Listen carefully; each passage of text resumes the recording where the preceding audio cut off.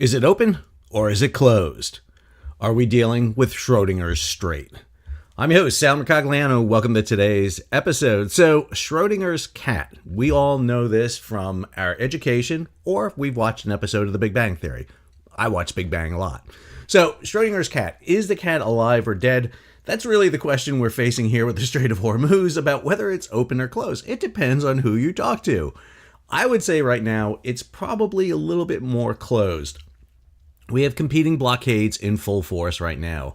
The Iranians are executing their blockade of the Strait of Hormuz, whereas the U.S. is executing its blockade out in the Gulf of Oman and the Arabian Sea. So two competing ones.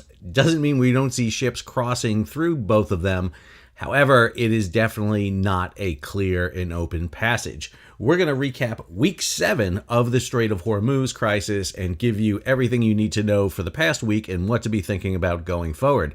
If you're new to the channel, hey, take a moment, subscribe to the channel and hit the bell so be alerted about new videos as they come out. As we always do in these videos, we're going to take a quick snapshot here at the Strait of Hormuz.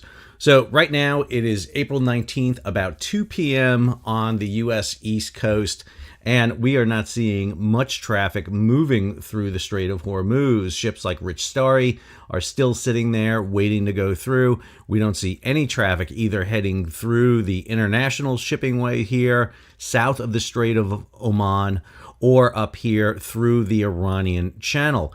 If we head over here to where the U.S. blockade is being done, so the U.S. blockade is running here from the from the Iran-Pakistan border all the way down here to the northeast part of Oman.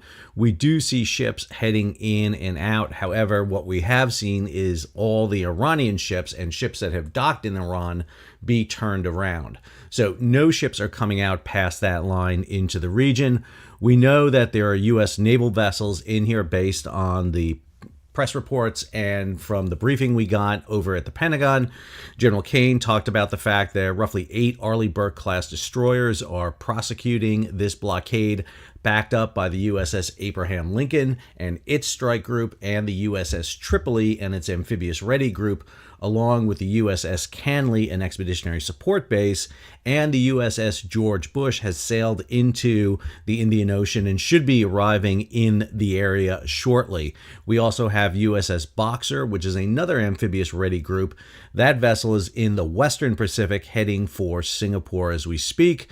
And then you still have USS Ford and its strike group up in the Mediterranean. So a lot of forces at play here, all at the same time. That we had an update put out by the Joint Maritime Information Center.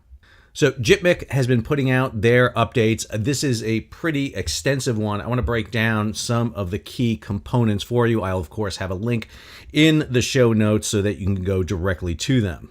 So first, the regional threat overview. So the overall maritime risk level is at critical. However, I do think that JITMIC may want to think about updating this to the level I use, which is critical, but bordering on going to poop. I think that's really where we need to go. I have a feeling that JITMIC would love to put this on there, but they haven't quite done it. However, the rest of the areas are critical here. The Arabian Gulf, Persian Gulf, whatever you feel better calling it. I had someone the other day tell me that since I called it the Arabian Gulf because it was written there, that they were unsubscribing and leaving.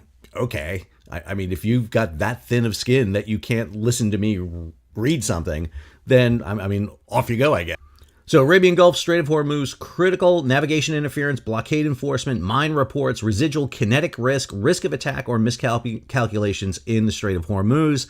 And then out in the Gulf of Oman, Arabian Sea, historical projectile UAV strikes, naval presence remains high. I also would argue that the blockade does raise some issues about criticality by the United States. And then other regions at moderate Eastern Mediterranean, North Red Sea, Suez Canal, Southern Red Sea, Bab el-Mandeb, cheers, and the Gulf of Aden. And obviously, that last one, the Southern Red Sea, the Bab el-Mandeb, and the Gulf of Aden is really critical because of the fear right now regarding the Houthi and any potential attacks by them.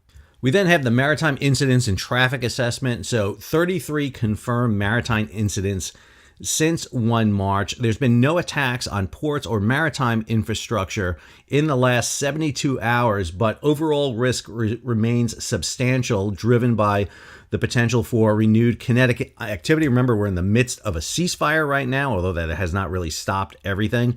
That ends on Tuesday going into Wednesday. Now, most interesting here has to have been over the last 2 days. Just did that video the other day talking about the mass exodus out of the Strait of Hormuz that was attempted on Friday. We've got some assessment now on those numbers. So on 18 April, there were a total of 19 transits. Outbound, 6 transits.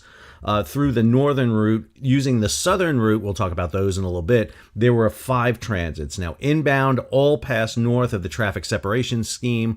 Then finally, a little more of a data breakdown here for you in terms of freighters. On 18 April, 8 ships, 5 of them heading eastbound, that's outbound, and 3 of them heading westbound. On the same day, 11 tankers, 6 heading outbound, 5 heading inbound. So that is a total of 19 ships. You had 10 ships on 17 April and 4 on 16 April. And if you look through the week here, we're sitting there almost at coming into double digits most of those days. So 8 ships on 12 April, 5 ships on 13 April, 3 ships on 14 April. That was really the lowest point we saw. 6 on the 15 April, and then just 2 on 16 April. And then we hit those double digits at the last 2 days there. But right now, we're not seeing literally anything coming through. Charts at the bottom there show you the passages through both the Strait of Hormuz and the Bab el-Mandeb. All right, let's recap the week in news. And for this week, I went a little bit different here. I wanted to expand out the international impact of what we're seeing right now in the Strait of Hormuz. So April 12th, U.S. military to block ships from the Iranian ports after talks yield no agreement. So the breakdown in the peace talks over in Pakistan led to the United States preparing to initiate their blockade. Now, as I've noted to you in the past, I think the U.S. is using this as a leverage to bring the Iranians back to the peace table in Islamabad. Plus, the U.S. really could not execute this blockade because the forces they had available were being used for offensive missions against Iran. With the ceasefire, they can reallocate forces now to accomplish the blockade mission. Australia acts to secure urea amid supply risks from the Iran war. So fertilizer is one of those key commodities that comes out of the Persian Gulf that we've talked a lot about, and you're not going to see immediate impacts from the shortfall. Instead, what's going to happen is a shortage in fertilizer will take hold over the planting season, and then you see decreased yields at the end of it. So countries like Australia, which is heavily dependent on Middle East fertilizer, has to find alternative sources for it. And so that's what you see. A lot of countries are going to be scrambling for this. Russia, the United States, Morocco, big suppliers of fertilizer out there in the world. So Australia is working to bring it. Now that's going to change trade patterns. You're going to need bulkers to go to different places than the Middle East, and that elongates what we call ton miles. Same time, Asian LNG imports plummet to 6-year low on Middle East crisis. So Asia, absolutely dependent on liquefied natural gas. This is April 13th. And now all of a sudden they're at a 6-year low, meaning that if you need liquefied natural gas in Asia, you got to go to other routes. Australia is almost at its capacity. It's got a little bit damaged from some cyclones that came through. Getting LNG from the United States is an option. However, you have to go through the Panama Canal, and there are restrictions in the number of ships that can go through, particularly the big lane, which is limited to about 10 ships a day. So getting that liquefied natural gas over to Asia is going to be an issue. One of the big benefactors of this could be Russia, that can send that liquefied natural gas via their northern route, but that's a much longer route than getting LNG, for example, from the Middle East, or even for Russia itself, which has been delivering LNG to Europe. There's another source, too, that we'll talk about here. NATO allies refuse to join U.S. Hormuz blockade, deepening rift with Trump. So a big issue here regarding the role of NATO in the use of the blockade. Watched a great video over at Ward Carroll's channel. He had Justin Bronk on, and Bronk did a great job talking about how NATO is actually supporting this conflict by the use of military bases in Europe. It was really interesting. It was much more defensive in nature, that they're using the bases and the U.S. is able to stage from them. But it was an interesting discussion. But this issue about bringing NATO in has been a very polarizing one, obviously. So April 14th, day 3 of the week, U.S. sanctioned tankers test Trump blockade with Hormuz exit. So what we saw was a U.S. sanctioned tanker, that Rich Story, did not come out of the Persian Gulf. Matter of fact, it stayed within the Persian Gulf and did not come out. And this is going to be a big issue here. Are ships going to challenge the U.S. blockade? What we've seen is the U.S. challenging ships and turning them around. What they've mentioned in their statement that was posted by the U.S. government, by Central Command, is that they will intercept, divert, and if necessary, board ships. They have not boarded any ships, although we're getting a lot of blockade porn showing that the U.S. is training for that and are prepared to do it, much like they did against Venezuelan tankers. The difference here is boarding Iranian ships. There could be precautions taken on the Iranian ships, military personnel, booby traps, you don't know. Plus, the U.S. says it's also going to divert, intercept, and potentially board other vessels, neutral vessels that have used Iranian ports. What if you get a Chinese flag, Chinese-owned, Chinese-crewed ship? That raises a lot of questions here. Also on 14 April, there's another conflict going on. Let's not forget, up here in the Black Sea, Russia drones hit Ukrainian port, damage a Panamanian-flagged vessels. So we're still seeing conflict, and I think this is the big issue we have talked about over the 5 years of this channel, is a breakdown in the freedom of navigation and hostility at sea. Remember, 2022, Russia invades Ukraine and ships get caught right in the middle of it. And over the past year, we've seen an escalation of strikes by both sides against shipping. Also on April 14th, global oil flows plunge as Hormuz disruption chokes tanker trade. So global seaborne crude oil shipments have fallen 16% since the start of the Iran war. Now, I did a whole video talking about the fact that empty tankers are heading to the United States around Africa, going up, and how people were celebrating that for good reason. The U.S. is going to be able to export more oil. We may go up from 4 million barrels per day to 6 million barrels per day. However, that is not enough to make up what is lost from the Persian Gulf. And more importantly, because of the elongated sailing distance, about twice the distance, is about 52 days from Houston to Shanghai, vice 22 days from Ras Tanura in Saudi Arabia to Shanghai, you're going to need twice as many tankers, and they just don't exist. So this is going to create a problem. All right, April 15th, a Iraq-bound tanker sails into Gulf after second attempt at Hormuz. So one of the things we saw was an announcement by Iran that they're going to allow Iraqi tankers to sail. Very interesting. Again, Iran and other countries are trying to work deals out in the midst of everything. And so what we see is this Iraq-bound supertanker, the Agios Fanoris 1, had sailed into the Persian Gulf and now is up in Iraq. Question is, do they allow this ship out either through the Iranian blockade? It should sail without a problem through the U.S. blockade, because the U.S. is just blockading ships going into Iranian ports.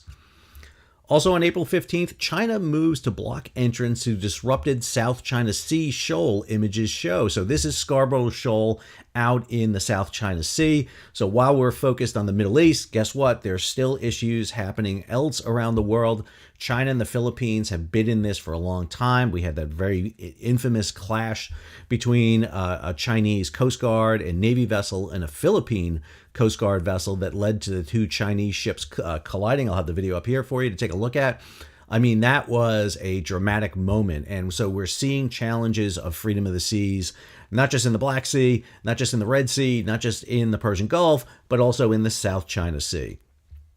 Also on April 15th, double blockade keeps Hormuz shipping at fraction of peace level. So this is when we saw everything kind of midweek there hit the fan, so to speak, in the strait. We had very little traffic going through. You saw those numbers we talked about earlier, single digits, low single digits going through. Basically, everything was locking up in the strait at that moment. Going on here, U.S. turns back 10 ships as Iran port blockade holds. So this is the very initiation of that blockade. And so we saw the U.S. using their forces to divert and turn around ships at that moment. Also on April 15th, maximum pressure returns. U.S. targets shadow fleet tankers as Iran oil waiver expires. So we saw the end of the Iranian oil waiver, and that meant even oil loaded onto Iranian ships could no longer sail under the previous removal of sanctions. Now, there was a same thing done for Russian tankers, and the notice came out that the U.S. was going to let that expire, but we've just seen a notice come out literally today that Russian oil is still giving an extension, so you can still trade on Russian oil loaded up to April 17th. So again, they're pushing Russian oil out on the world's oceans to try to help stabilize the situation. However, Iranian oil no longer can be traded. This is the weirdest friggin' thing, can I be clear, in the whole situation here, this argument back and forth on Iranian oil, the fact that you could trade Iranian oil unsanctioned early in the conflict, then all of a sudden now, not only is you can't trade it, but now it's blockaded. Again, it's one of the strangest things in this story. April 15th, I talked about where else LNG can go to Asia. Well, here's one that Europe is looking at. Europe eyes Canadian LNG as Iran war rewires energy routes. I would argue that not just Europe, but also Asia is looking at this. Canada is on a precipice here of really developing an LNG export industry. It will be interesting to see how Canada responds to this. They're looking at selling this LNG on the global market. I think it's going to go to Asia more than Europe. I think it's easier for the U.S. to shift to Europe and supply them, although Europe has an issue with buying American LNG. But again, they're buying Russian LNG faster than ever before, even though they say they're going to cut it off on January 1st, 2027. I'm not sure that happens if this conflict is still going on. We'll see. We have this one on April 16th. Half-full tanker heading to Japan highlights scramble for oil. So you almost never sail tankers at below full. I mean, they're either full or empty. It's one or the other. It's black and white here. There's no really in between. But the fact that Japan is getting an oil tanker that has filled halfway up in a ship-to-ship transfer off the coast of Malaysia tells you how desperate they are to get oil into the system. They'll take it. They don't want to wait. And so what we're seeing is half-loaded tankers sailing to Japan. This creates a real anomaly within global shipping. You just tend not to see this very much. And so nations are going to be scrambling to fill it. Now, Japan has a large strategic petroleum reserve. They have the third largest on the planet behind U.S. and China. So Japan has access to this, a lesson Japan learned in World War II. Don't get yourself caught without fuel. They are definitely doing all they can to prepare for this. Matter of fact, they've just brokered a deal with Australia to provide Australia with refined products. So Japan is really using some diplomacy here in the background of this crisis to cement itself in some key commodities. Also on April 16th, U.S. expands Iran blockade with global boarding powers, broad contraband crackdown. So had a video on this. We talked about JITMIC provided a full list of what is contraband, but more importantly, the blockade would not focus on boarding ships potentially just in the Gulf of Oman and the Northern Arabian Sea, but this brought Indo-PACOM command into this, Admiral Paparo, and now all of a sudden that boxer that's in the Western Pacific may be used and its amphibious ready group to potentially board and investigate Iranian ships in the South China Sea, around Malaysia, around Singapore. It's a vast expansion of the potential maritime domain. We just had a story over in Lloyd's List, as a matter of fact, talking about this, about the potential on war risk expansion in the area. I think all of this is kind of playing out here. April 17th, Pakistan oil tanker makes rare entry and exit through Hormuz. So this is the Pakistani tanker Shalimar, and it's one of the few tankers we've seen not only been able to come out, but go back in to the Persian Gulf. It is right now off the coast of Pakistan in port, offloading. It was able to get in. And again, for nations like Pakistan and India, Persian Gulf oil is absolutely crucial. It is close by, it is quick. And Pakistan, which does not have a lot of tankers, no matter what the President of the United States says, it's not a huge, massive fleet that they have, are crucial for really doing fast, quick shuttles to do this, supplemented by other ships. So this is a key element here for a nation like Pakistan. Also on April 17th, Iran and Trump declare Hormuz open, but route mines and U.S. blockade cloud reality. So this was the opening of the other day when we had the kind of hysteria that happened on Friday. And again, it always seems to happen on Friday. I can't help but note that President of the United States loves to make announcements early in the morning on Friday concerning the Strait of Hormuz, or after the market has closed on Friday.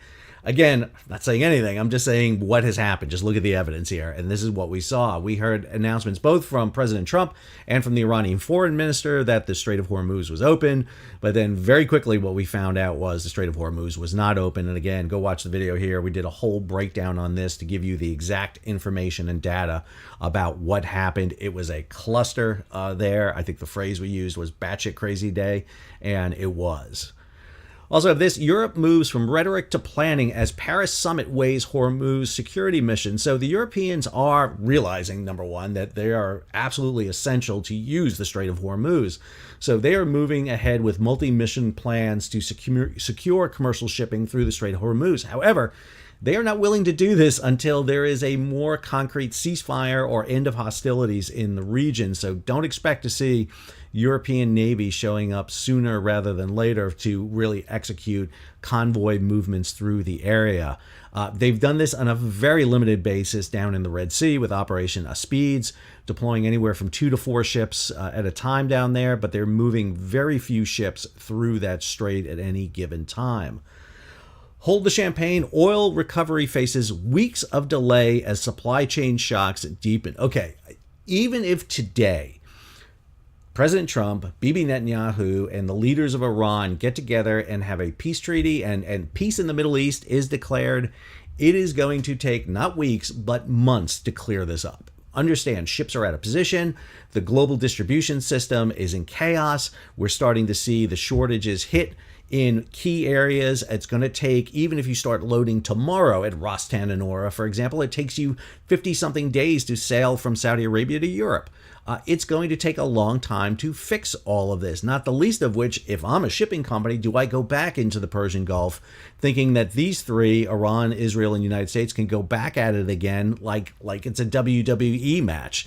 So probably not. So we have, first off, irreparably damaged shipping into the Persian Gulf. Second, it is going to take forever to fix this. Look at what happened with the global supply chain crisis. Look what happened with Ever Given. It's going to take a lot of time. Also on April 18th now, Ukraine strikes 2 Russian refineries, Baltic seaport. So as Russian oil becomes more important in the global economy because, again, of a disruption of 20 million barrels a day coming out of the Persian Gulf, and yes, we're getting some substitutes for that. We've got about 1 million coming across the UAE pipeline. We got 4.5 million coming across Yanbu into the Red Sea. We're still missing about 14 million barrels of oil. So Russian oil has been a big one.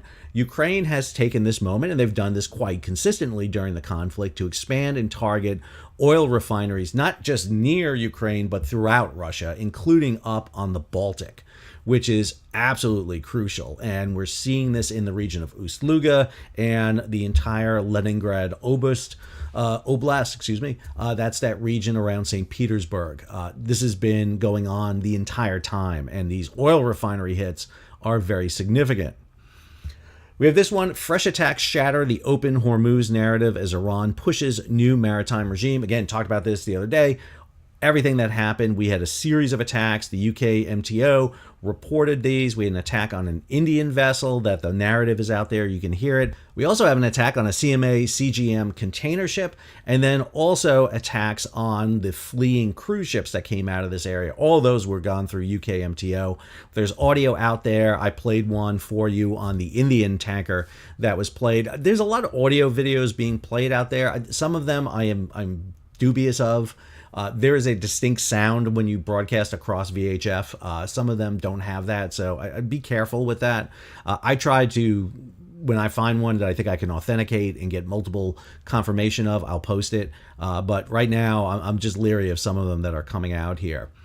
And then this one: India flags deep concerns over attack on 2 Indian ships in the Strait of Hormuz. Again, false images out there of tanker explosions and things like this. According to the attack on the Indian tanker, it was by small IRGC boats with machine guns spraying at them. And even though you're on a 309,000 ton crude oil tanker, yeah, I mean, machine guns hitting your bridge wing is not great. I mean, you don't want to get shot at. You're going to turn around, even though there's literally nothing a machine gun can do to sink the vessel at all.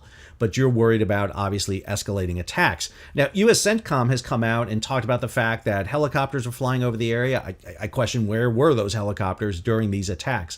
They were not there during the attacks that were staged against these vessels.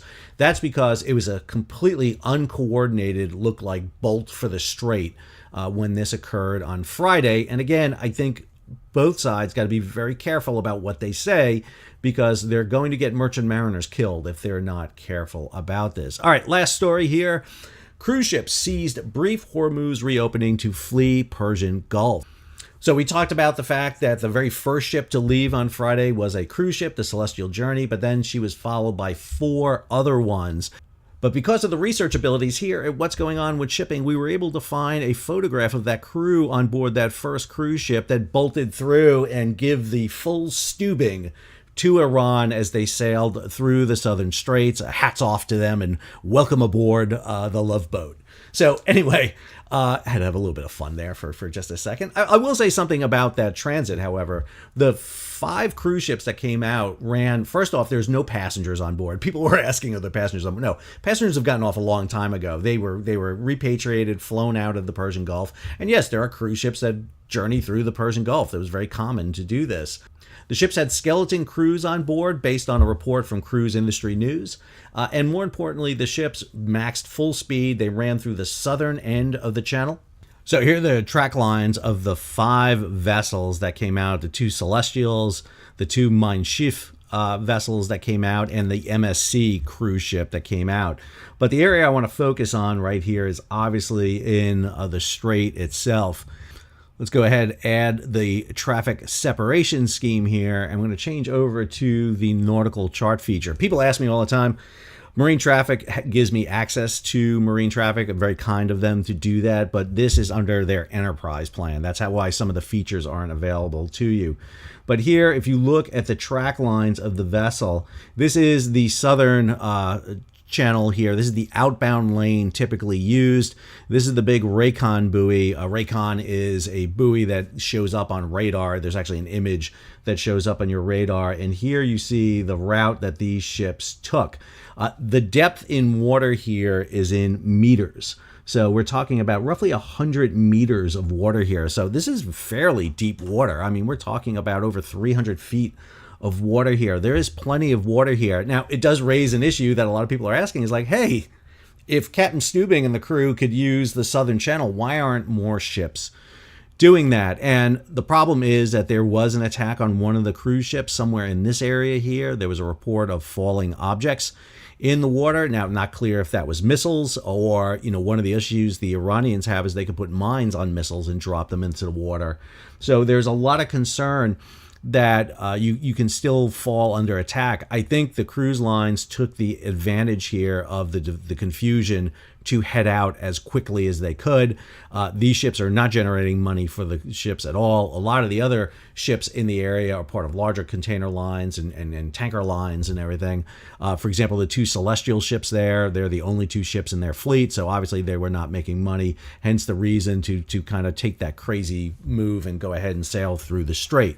Anyway, that's your week 7 update on Strait of Hormuz and the U.S. blockade. Hopefully you get something out of these videos. Again, trying to put together a little bit too of a little historical record here of what's happening so that later on I can go back in and write a history about this, because I think it's a really fascinating event and how it's playing out right now in the strait.